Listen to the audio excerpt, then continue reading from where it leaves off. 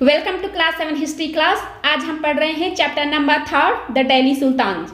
तो ये है हमारे वीडियो का थर्ड पार्ट। इससे पहले हम पढ़ रहे थे कि खलजीज इन तुगलक के राज्य में वहाँ का जो प्रशासन, एडमिनिस्ट्रेशन और कंसोलिडेशन ये किस तरीके से होता था। कंसोलिडेशन हमने बताया था कि छोटे छोटे जो गैरिसन टाउन हैं उन सबको मिलाकर बड़ा सा राज्य स्थापित करना होता है। कंसोलिडेशन हिंदी में बोला जाता है एकीकरण या फिर स्थायीकरण। तो जब उनका ये हुआ था तो बड़ा सा एम्पायर को चलाने के लिए प्रॉपर वो भी चाहिए थी, गवर्नर चाहिए थे, एडमिनिस्ट्रेटर चाहिए थे, तो जो कि काफ़ी भरोसेमंद भी होने चाहिए थे।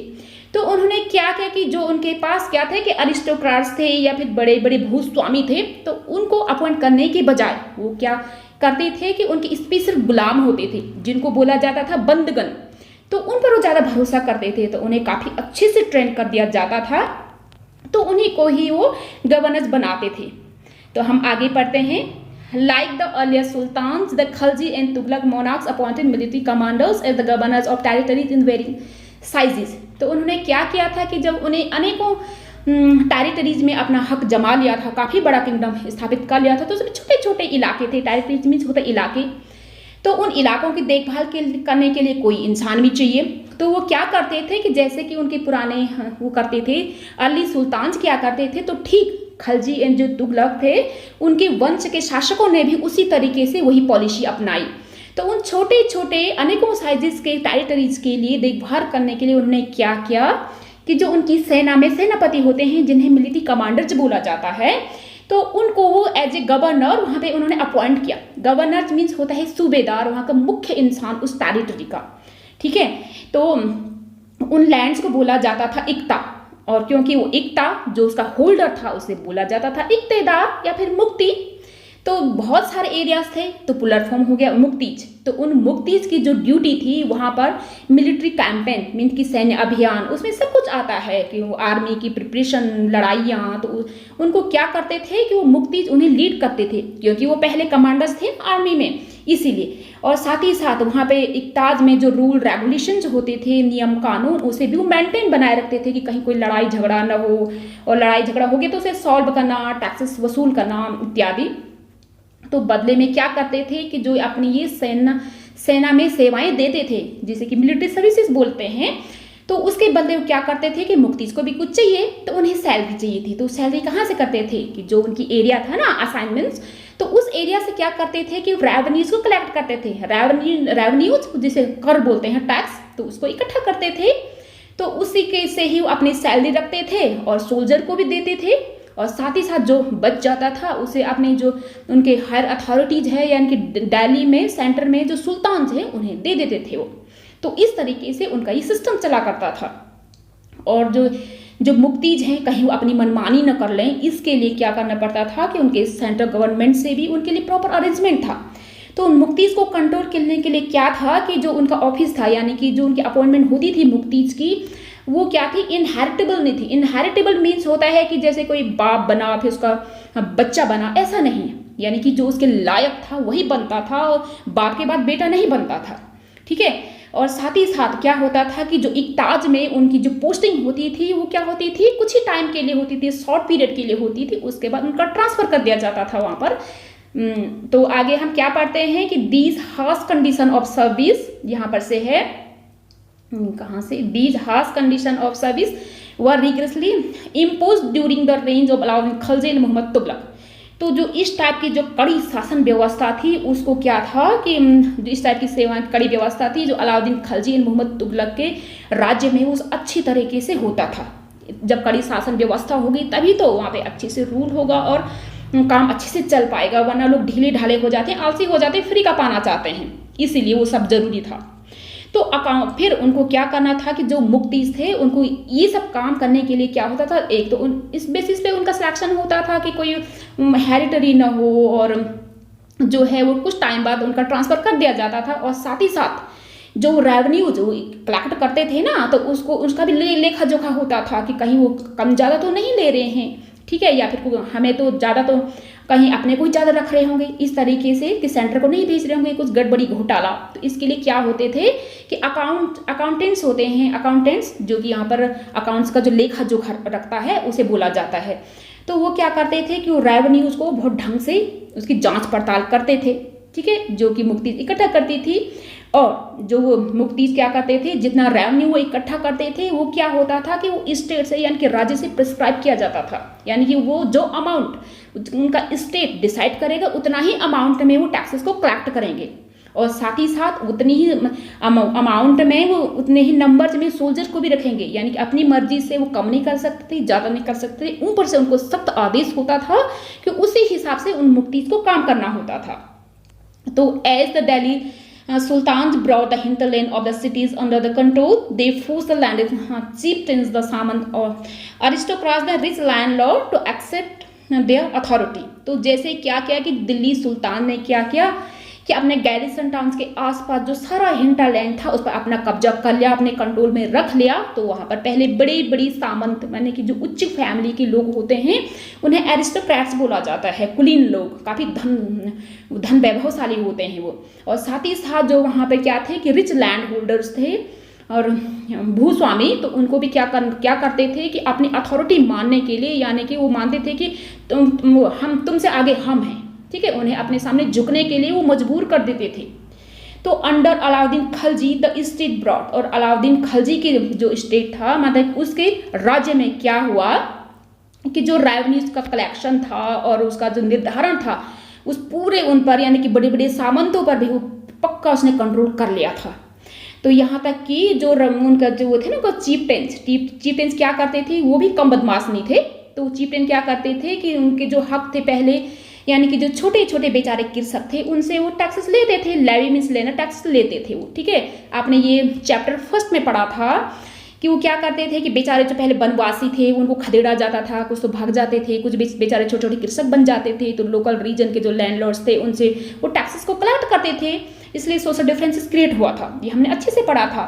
तो वही ये चैप्टर्स बन गए थे वहाँ पर। तो पहले तो उन छोटे छोटे बेचारे कृषकों से काम करवाते थे, टैक्सेस लेते थे, तो अब उनके भी बड़े बाप आ चुके थे वहाँ पर, ठीक है। तो अब वो उनसे भी टैक्स लेते थे। एक तो उन्होंने उनका टैक्स लेने का हक छोटे छोटे से मना कर दिया था, और साथ ही साथ उनको उल्टा सुल्तान को टैक्सेस पे करना होता था। तो the sultan administrator measure the land and kept careful accounts. तो इसके लिए क्या करते थे कि जो सुल्तान के एडमिनिस्ट्रेटर होते हैं यानी कि प्रशासनिक आदमी होते हैं, तो वो क्या करते थे कि पहले लैंड को अच्छी तरह से मेजर करते थे, मीन्स कि इस लैंड से कितना प्रोडक्शन होगा, इससे कितना टैक्सेस बनेगा, इस हिसाब से वो उससे उतना टैक्स लेते थे, ठीक है। और जो अपनी जो अकाउंट्स है यानी कि पैसों का लेखा जोखा होता है उसको बहुत ढंग से केयरफुली वो क्या करते थे। तो क्या होता था कि some of the old chieftain and landlord सब द सुल्तान, और बाद में क्या हुआ कि होता है ना ऐसे कि जो ज़्यादा पावरफुल होता है सब उसी के साथ हो लेते हैं, आखिर मरना कौन चाहता है। तो उसमें भी ऐसे ही हुआ, जो पुराने जो सामंत थे या फिर भूस्वामी थे उन्होंने क्या किया कि वो सल्तनत के लिए फिर काम करने लग गए। तो वो भी साथ में क्या करते थे कि क्योंकि वो पहले से रेवेन्यूज इकट्ठा करते थे उस एरिया में, तो उन्हें ज़्यादा नॉलेज थी, तो वो सुल्तान के लिए क्या करते थे कि टैक्सेस को एसेस करते थे। एसेस मीन्स होता है निर्धारित करना कि कितना टैक्स बनता है, ठीक है। और साथ ही साथ वो एज ए कलेक्टर भी उसकी हेल्प करते थे सुल्तान जी की। तो there were 3 types of taxes. तो उस टाइम क्या था कि 3 टाइप के टैक्सेस ले लिए जाते थे। क्या होता था कि ऑन कल्टीवेशन मीन्स होता है कि जब कोई फसल पक के तैयार हो जाती है तो उसे काटते हैं, उपज बोलते हैं हिंदी में। तो उस कल्टीवेशन पर जो टैक्स बनता था उसको नाम दिया है अपनी लैंग्वेज में उन्होंने खराज, ठीक है। उसका क्या होता था कि जस्ट 50% उस सुल्तान के लिए दे देते थे बेचारे कृषक, अपनी मेहनत करते थे और 50% जस्ट उसके लिए दे देते थे। और साथ ही साथ जो बेचारे मवेशी पालते थे या फिर जो अपने घर बनाते थे तब भी वो सुल्तान को टैक्सेस पे करते थे, ठीक है। तो it is important to remember that.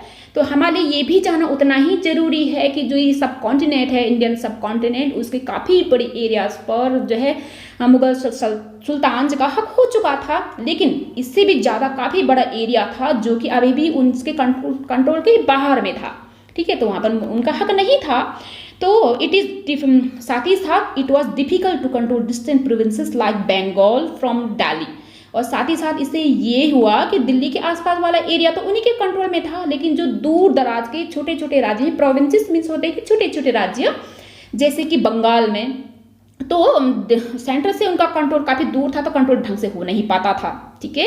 तो बहुत जल्दी क्या हुआ कि साउथ में भी जब उन्होंने अपना झंडा गाड़ा था, ठीक है, एनेक्सिस मीन्स कि वहाँ पे जो विजय हासिल की थी उन्होंने, लेकिन उसे कुछ हासिल हुआ नहीं उन्होंने, ठीक है। सदर्न इंडिया मीन्स कि जो साउथ का इंडिया है, तो बहुत जल्दी ही क्या हुआ कि पूरा का पूरा जो रीजन है वो इंडिपेंडेंट हो गया, उनकी चंगुल से छूट गया, वो फ्री हो गया। तो even in the Gangetic plain means होता है कि जो गंगा नदी के जो वो होते हैं ना मैदानी इलाके काफ़ी उपजाऊ होते हैं, और वो पहले वो जंगली एरिया था, तो उस एरिया पर भी उनकी जो फॉरेस्टेड एरिया था, तो वहाँ पर भी उनका उतना हक नहीं था, ठीक है। सुल्तान की जो आर्मी थी वहाँ पर पेनिट्रेट नहीं कर पाती थी, यानी कि जंगली इलाके में घुस नहीं पाती थी, पेनिट्रेट में घुसना। तो लोकल चीफटेन स्टेलाज their rule in this region, तो क्या करते थे कि उस रीजन पर जंगली इलाके में जो लोकल वहाँ के चीफटेन यानी कि जो मुख्य लोग होते, मुखिया सरदार, तो वहाँ पर उनका हक था।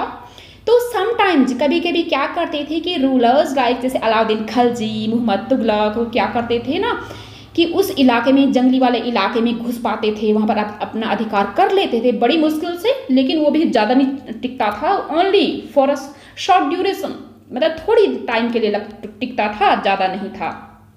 अब हम आगे पढ़ते हैं कि चीफटेन एंड देयर फोर्टिफिकेशन, तो ठीक है। तो वहाँ पर जो अब जंगली इलाके के चीफटेन्स हैं ना, उनकी बात कर रहे हैं जो कि गैंगटिक प्लेन्स में रहते हैं।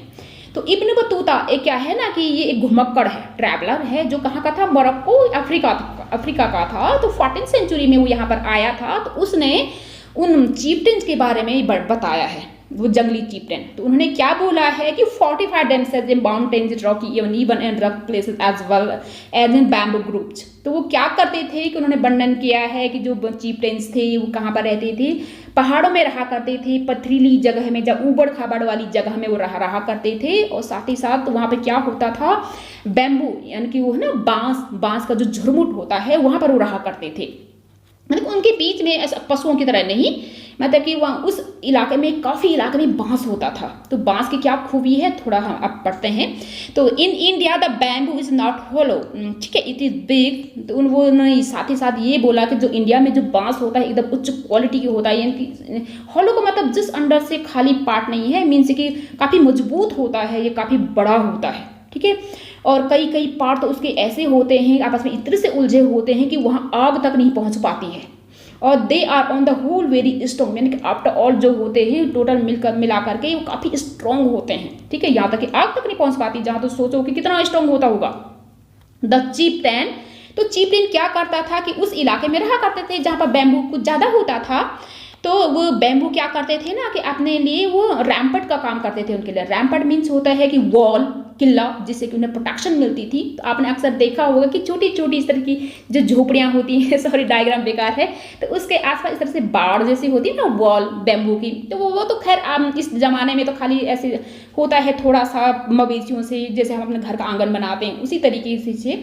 लेकिन पिछले ज़माने में क्या करते थे कि उसे बड़े बड़े जैसे किले बनाते हैं राजा, तो जंगलों में लोग बांस के रैम्पट बनाया करते थे, मतलब भयंकर वॉल होती हैं जिन्हें कि पेनिट्रेट कर पाना बहुत मुश्किल होता है, ठीक है।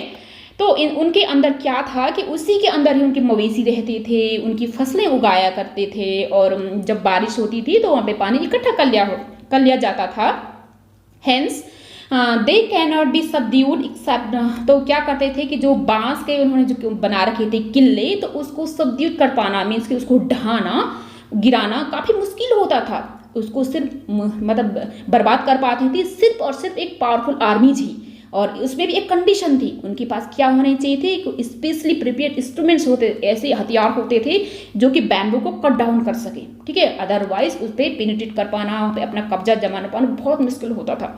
और साथ ही साथ जो बनवासी लोग होते हैं ना, वो भी काफ़ी स्किल होते हैं लड़ने में, वो काफ़ी चतुर होते हैं और साथ ही साथ काफ़ी ब्रेव भी होते हैं। तो the Mongols under Genghis Khan, ध्यान दीजिएगा, इसको ना जी नहीं पड़ेंगे, ठीक है। ये है चंगेज खान। चंगेज खान हमारे हिस्ट्री का सबसे खूंखार और सबसे पावरफुल लीडर था, सिपाही था। यानी कि इतना पावरफुल कि जो अलेक्जेंडर द महान ग्रेट बोलते ना क्या है, सिकंदर महान, तो वो भी उसके आगे घुटने टेकता था, वो इतना खूंखार था चंगेज खान। तो हालांकि इंडिया पर उसका आक्रमण कम ही रहा, बस भारी इलाकों में ही रहा, तो वो कर नहीं पाया। एक्चुअली प्लानिंग कर रहा था, लेकिन कुछ ऐसा हुआ कि वो प्लानिंग कर नहीं पाया वो ज़्यादा। तो उसके राज्य में जो मंगोल्स हैं, मंगोल्स की सेना है, तो उसके राज्य में मंगोलों ने क्या किया था कि नॉर्थ ईस्टर्न में 1219 में एक जगह है ट्रांसोक्सिनिया, ठीक है, ट्रांसोक्सिनिया, ठीक है। अब उसको बोला जाता है क्या बोला जाता है इसको, आमोपार, हिंदी में उसको आमोपार बोलते हैं उस जगह के। तो वहाँ तक उनका आक्रमण हो गया था। तो दिल्ली में जो सुल्तान थे उनकी सल्तनत को कई बार उसके आक्रमण का क्या करना पड़ा, सामना करना पड़ा, ठीक है। तो मंगोल अटैक ऑन दिल्ली सल्तनत इंक्रीज द, तो जो मंगोलों का जो आक्रमण था दिल्ली पर वो अलाउद्दीन खलजी के ज़माने से शुरू हो गया था। तो उसके बाद जो दूसरा उनका शासक आया वो था मोहम्मद तुगलक। तो मोहम्मद तुगलक के अर्ली ईयर्स में काफ़ी ज़्यादा बढ़ गया था मंगोलों का आक्रमण, ठीक है। तो उसमें साथ ही साथ क्या हुआ कि एक जगह में तो अलाउद्दीन खलजी था, दूसरी जगह में था ये मोहम्मद तुगलक। ये तुगलक थोड़ा बाद में आया, लेकिन अभी भी पहले खलजी था ही। तो उन दोनों ने क्या किया कि कहीं हमें पूरी तरह से हरा न ले, हमारे सल्तनत पे कब्जा न कर ले। तो उन दोनों ने शासकों ने क्या किया कि प्लानिंग बनाई। तो उन्होंने दिल्ली में एक स्थायी लार्ज सेना तैयार की। तो जिसने क्या किया, उस स्थायी लार्ज सेना ने क्या किया, जो मंगोलों के चैलेंज को कई बार पोस्ट किया, मीन्स कि उसका सामना किया। तो हम आगे देखते हैं कि उन्होंने किस तरीके से अपना उस सेना ने मंगोलों का आक्रमण झेला। Thank you.